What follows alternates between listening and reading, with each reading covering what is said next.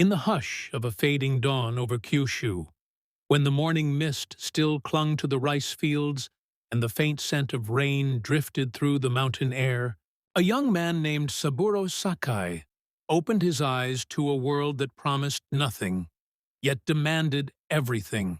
A world poised between tradition and the thunder of modern war. And in that stillness, before destiny had revealed its hand, he was merely one soul among millions, born into poverty, bound by honor, and driven by the dream of flight.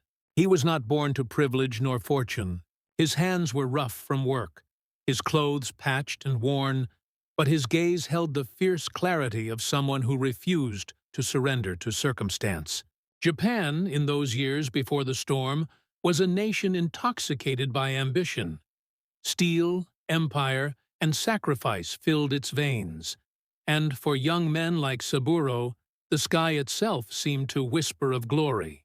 He watched the foreign planes that occasionally traced white ribbons above the horizon and felt a hunger rise inside him, not for war yet, but for meaning, for the chance to rise beyond the narrow lanes of his village and touch something eternal. When he entered the Imperial Navy, he did so not as a soldier born for battle, but as a boy seeking purpose. And the training that awaited him was brutal beyond imagination. The instructors tore away every trace of softness. They broke bodies and wills, shaping flesh into instruments of obedience and precision. Saburo endured humiliation, punishment, and exhaustion that would have shattered lesser men. Yet, within him, there burned a quiet defiance, not against Japan, nor against authority, but against the idea that he was ordinary. When others fell, he rose. When pain blurred the edges of his vision, he found within it a strange clarity, a focus that would define his life. Every shouted command, every blow from a superior's fist, every sleepless night beneath the stars was a lesson. That discipline was not cruelty, but a forge. By the time he climbed into the cockpit of a Zero for the first time, the boy from Saga had vanished. In his place sat a warrior, lean, calm, and deadly. The world below became a tapestry of insignificance, and the sky his only cathedral. There was no fear, only motion.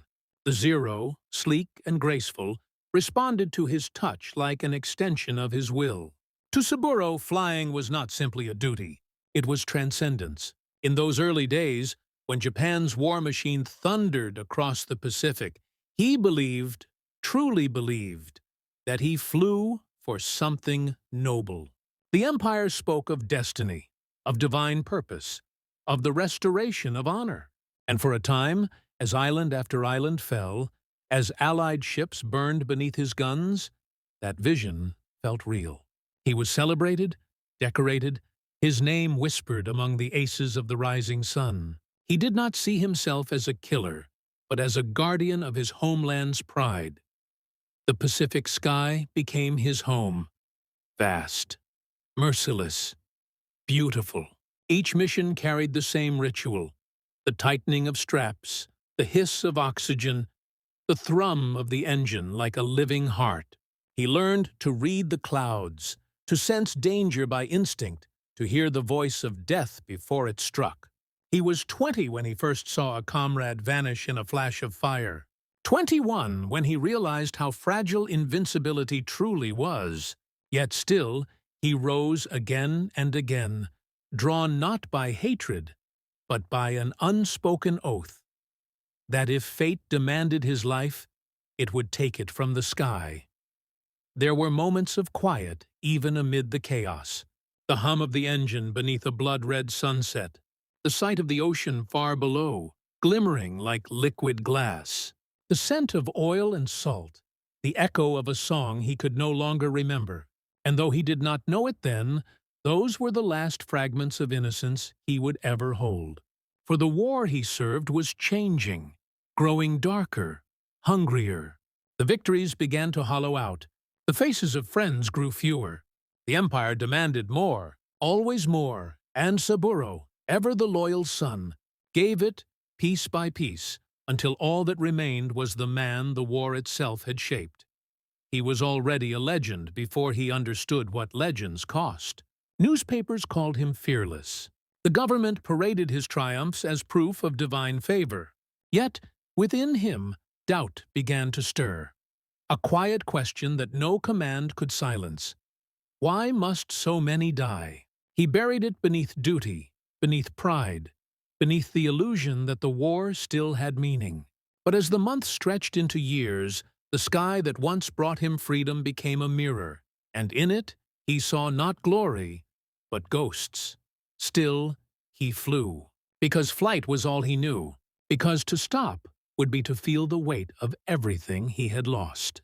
And in that endless sky, Saburo Sakai became both hero and prisoner, bound to a destiny forged by fire, haunted by the beauty and brutality of the heavens he loved. The sky, once a sanctuary, had become an executioner. The war that Saburo Sakai had once embraced now consumed everything it touched, and though he still rose into the dawn in his zero, the air itself felt heavier, darker, poisoned by the ghosts of those who would never return. Each mission blurred into the next, clouds, smoke, fire, and silence, until time itself seemed to dissolve into the rhythm of battle. He had outlived comrades, mentors, and rivals. Each loss carved another line across his spirit. But duty demanded he endure. By 1942, the tide was turning, though few dared to admit it. Japan's triumphs had bred overconfidence. The enemy adapted, and the hunter became the hunted.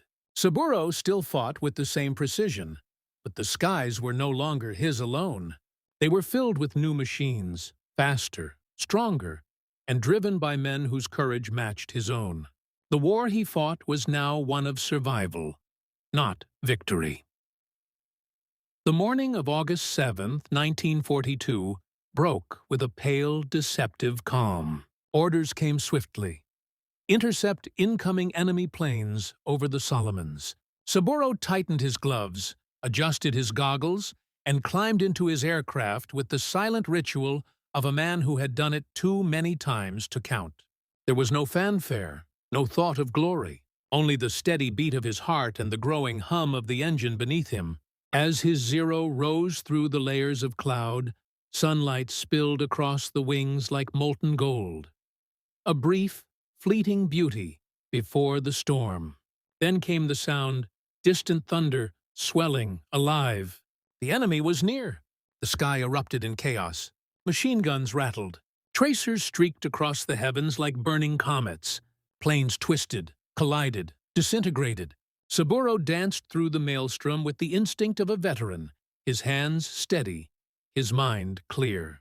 He moved with the grace of death itself, cutting through the sky, claiming kills even as the odds turned against him. But fate, at last, had marked his name. A flash, unseen, unanticipated, tore through his canopy. A single bullet struck his head, shattering glass and bone. The world vanished into red and silence. For a moment, he was certain it was over. Yet somehow, through sheer will, he refused to surrender to darkness. Blood filled his eyes. Pain blazed through his skull. His right side was paralyzed. The plane spiraled, plunging toward the sea. With one good hand, blinded by blood, he fought the controls, forcing the aircraft level through instinct alone.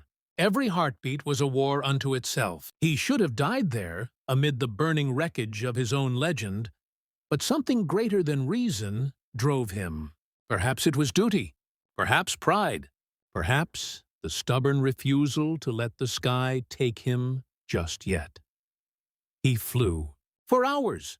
Half conscious, half dead, guided only by memory and faith, he crossed hundreds of miles of ocean, each moment a struggle between breath and oblivion.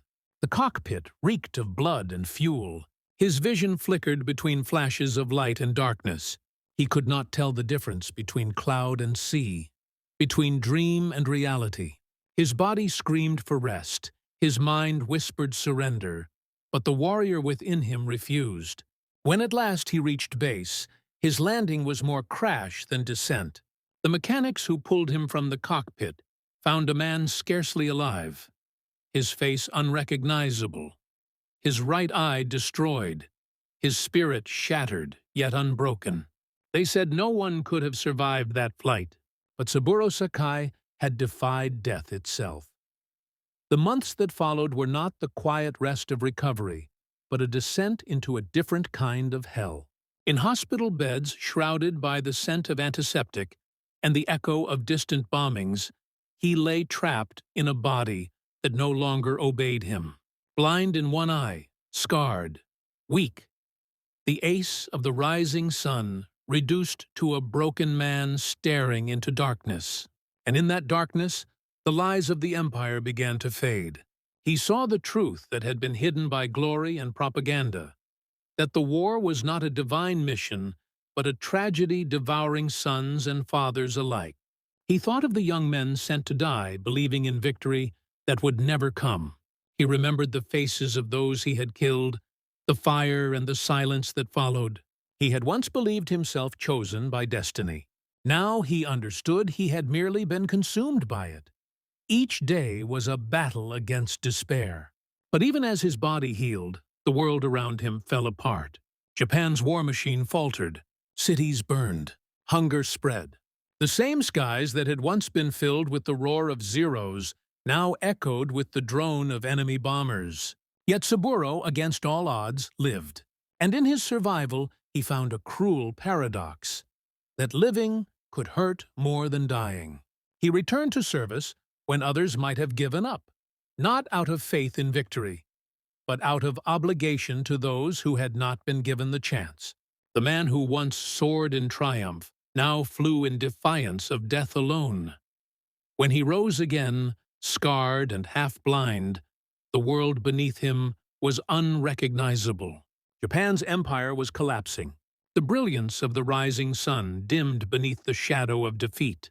And though he fought on, every mission felt heavier, as if the weight of the dead themselves clung to his wings. He no longer sought glory, only understanding. But the war offered none. It consumed until there was nothing left to take. By 1945, when the end came, he was not the same man who had first looked to the sky with wonder. The boy from Kyushu had died 100 times in the cockpit of his Zero. What remained was something quieter, sadder, and infinitely older. A soul that had seen too much and survived too long. The silence that followed Japan's surrender was not peace, but emptiness. The empire that had promised eternity now lay in ashes, and the heroes it had forged were left to wander through its ruins, seeking meaning in what remained. And so, Saburo Sakai walked away from the war, not as a victor, nor as a martyr, but as a witness, a man who had touched both the heights of glory and the depths of despair, and lived to tell the difference. The war ended, not with the clash of armies, but with silence. A silence so deep it seemed to echo through the bones of every man who had survived it. When Saburo Sakai stepped once more into the light of peace, the air felt foreign, heavy with the ghosts of everything he had lost. Cities that had once pulsed with pride lay in ruin. Children searched through rubble for scraps of a vanished world. The banners, the speeches, the promises of divine victory, all had burned away, leaving only the raw truth of what war truly was: hunger, loss, and memory. For years, the ace who had once ruled the skies walked among the wreckage of his homeland as an invisible man. Not a hero, not a soldier, merely a survivor. His uniform was gone. His medals meant nothing. He carried no weapon now, only the weight of remembrance. In that new Japan, built from ashes and sorrow, he found no glory in his reflection, only questions that had no answers. He had flown in the service of honor. But what was honor when measured against the tears of mothers, the emptiness of burned villages, the silence of those who would never return? He would wake in the middle of the night, the sound of engines still roaring in his ears, his hands clutching at air, as if reaching for a control stick that no longer existed. The sky haunted him, not as freedom, but as judgment. Years passed, and the world changed around him. The war he had lived through became history, and history, as it always does, softened the edges of pain. Young men began to speak his name again, not as a reminder of defeat, but as a symbol of endurance. The pilot who had faced death and refused to yield. Yet Saburo did not see himself as legend. He saw himself as a man who had been blessed with life when so many better men had perished. He spent his days teaching, speaking softly to those who would listen, not of glory, but of humility. He told them that courage was not found in killing, but in surviving with conscience intact.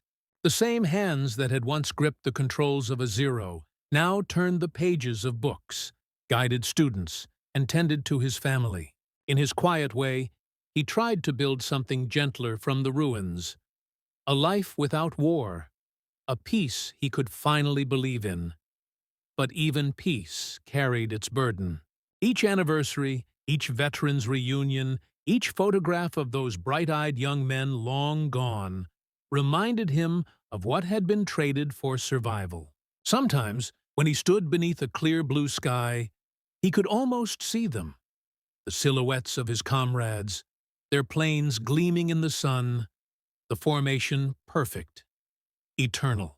He would close his eyes and hear their laughter, feel the rush of air, the roar of engines, the heartbeat of a time that no longer existed.